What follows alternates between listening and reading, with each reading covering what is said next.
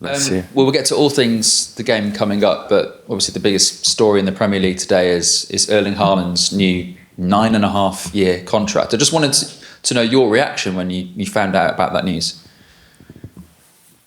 Good for City, good for Haaland.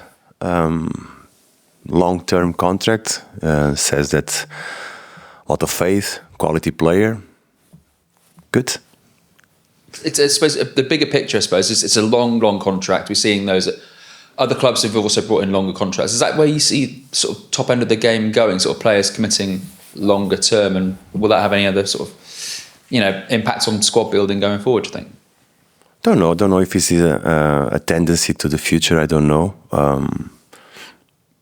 PSR could be impact on that. Not sure. Let's get to this weekend. Obviously, that we all know how well your team's playing at the moment. Just wondering how the players are feeling after the weekend's game against Liverpool, because obviously it was a fantastic match, but are the players still a little bit sort of, disappointed after not beating Liverpool, despite the fact they've had, such a good season and such a good game? They were tired. They are recovering now. It was a very intense game. But they are okay. We play good. We compete very well. Now is the moment to recover. Many of them, in terms of distance and intensity, was higher than ever. So that says that we have to be careful and prepare the next one. So you come into this game against Southampton. They were impressive in spells last night at Old Trafford. Just wondering what you've made of them under their new head coach. I think they compete very well yesterday. We look at the game, we analyze. They compete well. That shows and goes credit for them in the position that they are, being able to compete. We've been analyzing since Jurek joined. Since Torino, we have information also because we had Ola that had a chance to work with him. He's passing some info. We can see intensity.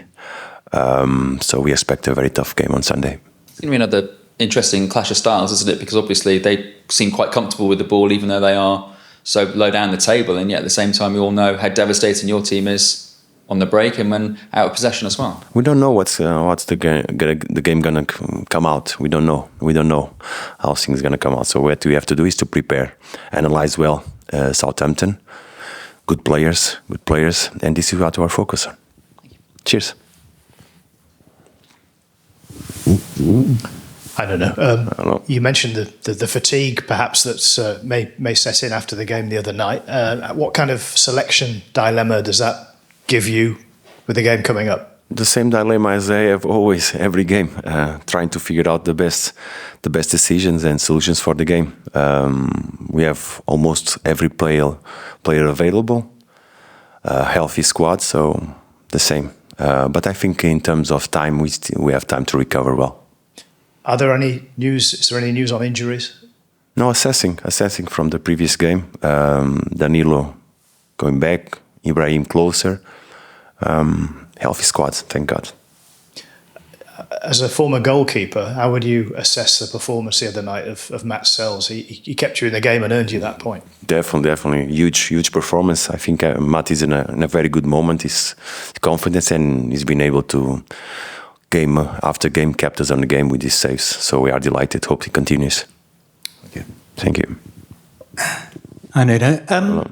How different a test is Southampton from Liverpool for the players, both mentally and physically? How different a test is it? Totally different team, totally different test for us, but all equally challenging and difficult. We can see from yesterday that we're going to face a tough opponent. Nothing changes in our approach.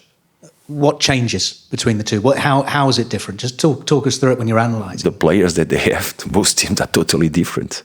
The major difference are the players that create impact on the pitch. And does it make a difference to the players mentally preparing for a team at the bottom to preparing for a team at the top? Does anything change in the way you talk to them? Does anything change in the dressing room, the way they talk to each other? Absolutely nothing. Exactly the same approach. Exactly the same. Nothing changes, with the difference of the details that you have to pass, because are different players, different teams, different shapes. But on our approach, absolutely nothing changes. Fabulous, that's great for me. Thank you.